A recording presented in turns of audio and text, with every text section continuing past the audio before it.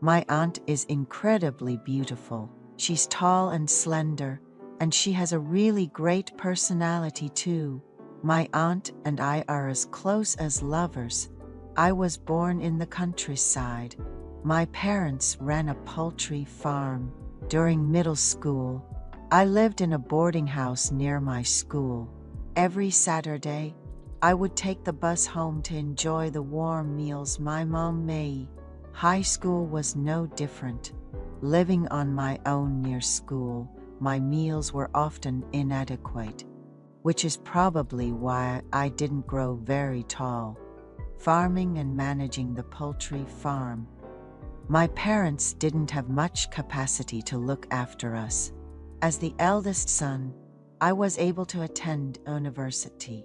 Thanks to the hard work and money my parents saved, it added more burden to my parents. When I got accepted into a university in Seoul, not in my hometown, my uncle, who is 10 years younger than my father, worked in a company in Seoul. His house was a 30-minute drive from my university. But I chose to live close to my school, having lived independently since my teenage years. I was quite adept at household chores and washing dishes. My aunt was a real beauty who did some modeling in her 20s. Despite being a mother, she maintains a slim figure without any signs of fat. She jokes about remaining a minimalist eater for life to avoid gaining weight, and her discipline in food intake is truly impressive. My aunt is raising 2 children who are close in age and attends kindergarten, while also working part-time. I would visit my cousins in the evenings or on weekends.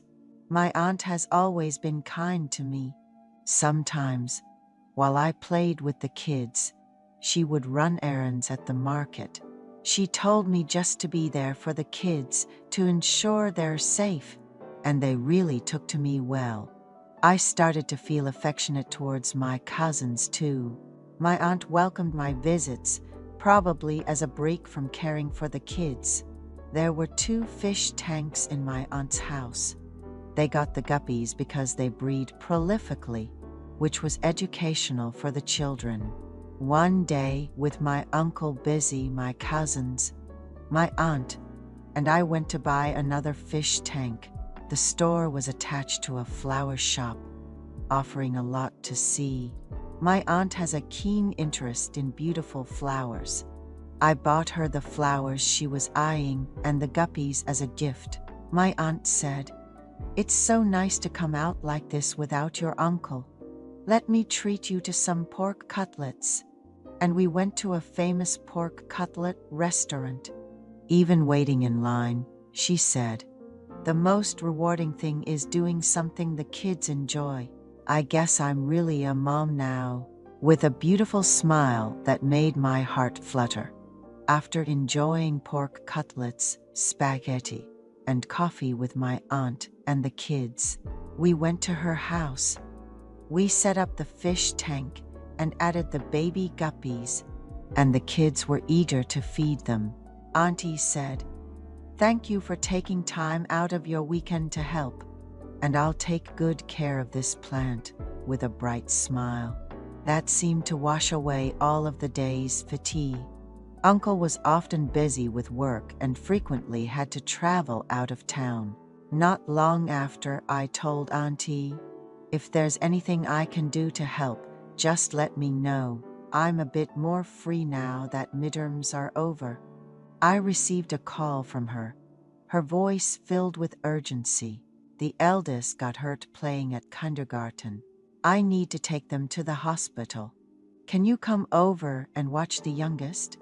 It would be too hard to take them both," she explained. Apparently, while lining up to get into the car at kindergarten pickup time, a classmate playfully pushed my cousin, who then hit their forehead on a piece of wood in the flower bed, causing a gush of blood.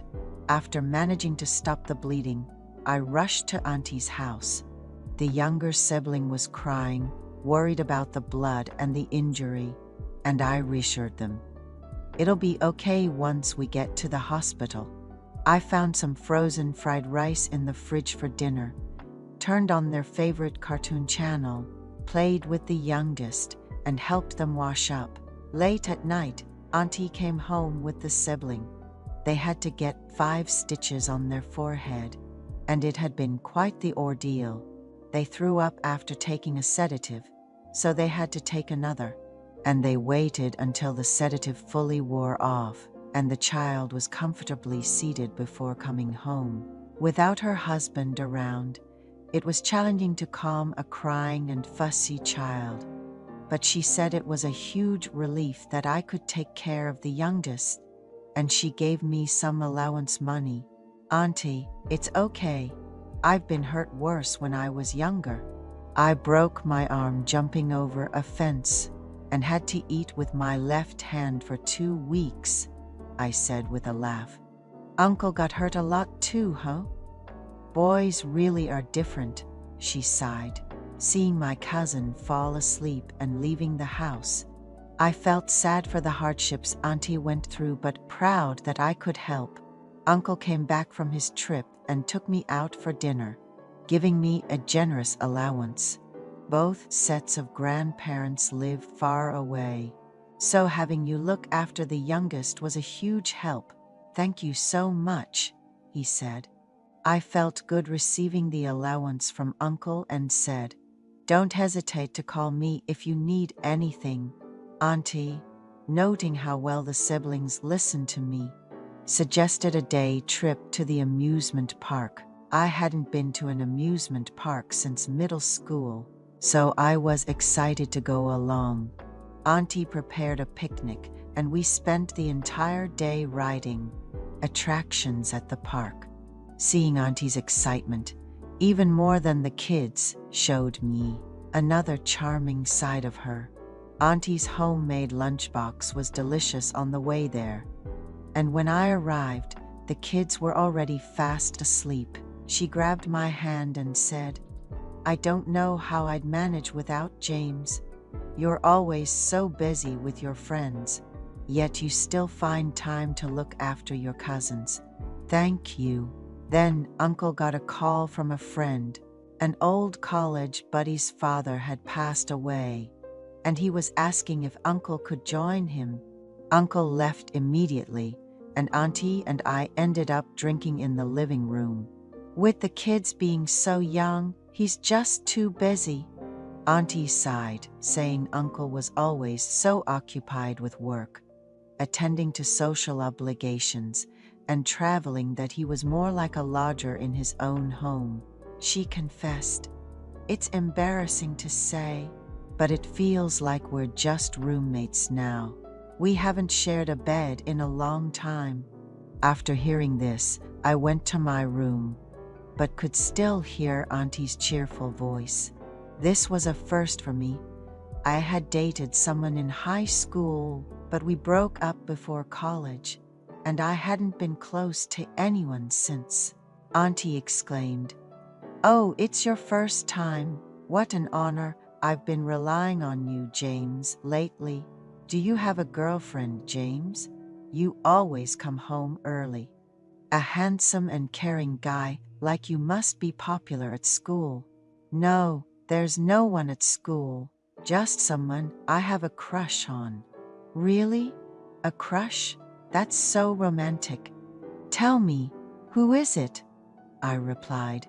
"It's you, Auntie." She was shocked. "Me? Really? Since when?" "Lately, we've been running into each other a lot.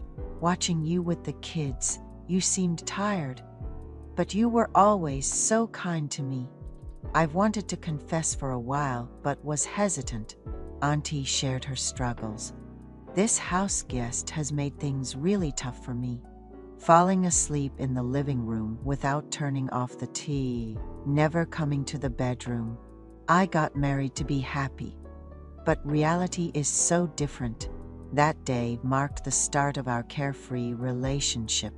A few days later, Auntie called, "Want to come over for a drink?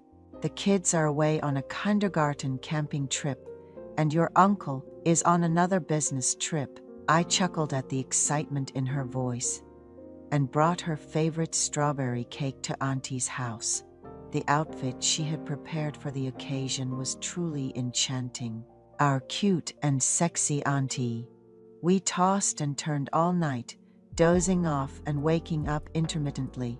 I never imagined something like this could happen with beautiful auntie. I don't think I can stop these secret meetings.